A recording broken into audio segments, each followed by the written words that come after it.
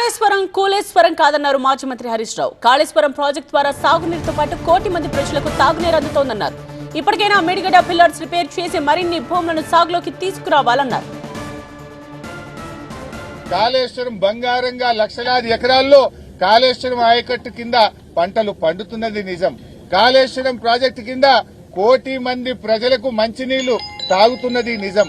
ఈ రోజు కూడా కాళేశ్వరంలో అంతర్భాగంగా ఉన్న వివిధ రిజర్వాయర్ల నుంచి కోటి మంది ప్రజలకు త్రాగునీరు అందుతున్నది. లక్షలాది ఎకరాల్లో యాసంగి పంట కాళేశ్వరం నీళ్లతో పండుతా ఉన్నది. రైతులపై సీఎం రేవంత్ కు ప్రేమ లేదని విమర్శించారు హరీష్ రావు. 99 రోజుల ప్రణాళిక అంటూ ప్రభుత్వం హడావిడి చేస్తోందన్నారు. 2 ఏళ్లలో ఏం చేశారని ప్రజల ముందుకు వెళతారని ప్రశ్నించారు. నీకెంతసేపు బూతుల మీద ఉన్న ప్రేమ, రైతుల మీద నీకు ప్రేమ లేదు. ఎంతసేపు బూతులేని బూతులు కాదు, బూతులు కడుపు నింపై రైతులకు యూరియా ఇచ్చే తెలివి లేదు.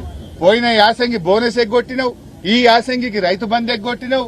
వడగళ్ల వానకు తుఫానుకు నష్టపోయిన రైతులకు ఇవాళకి ₹1 సాయం చేయకుండా రైతు వ్యతిరేకిగా రేవంత్ రెడ్డి మాట్లాడి ఇంకేందో 99 రోజుల ప్రణాళిక అని పెట్టిండు.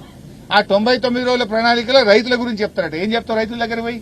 కరెంటు 24 గంటలకు వెళ్ళి 12 గంటలు చేసినా, అప్పుడు కేసీఆర్ ఉన్నప్పుడు ఆటో డ్రైవర్ చెప్తే ఇంటికాడికి యూరియా వస్తుండే, యూరియా రాకుండా చెప్పుల లైన్లో పెట్టిట్టు చేసిన, యాసంగిల బోనస్ ఎగ్గొట్టినా, ఈ యాసంగికి రైతు బంధు ఎగ్గొట్టినా, వడగళ్ల వాన పైసలు ఎగ్గొట్టినా నన్ను చూడుండ్రి అంటావా? పోయి ఏం మొహం పెట్టుకొని పోతున్నావు? 99 రోజుల ప్రణాళికల మహిళల ప్రోగ్రాం పెట్టినావు.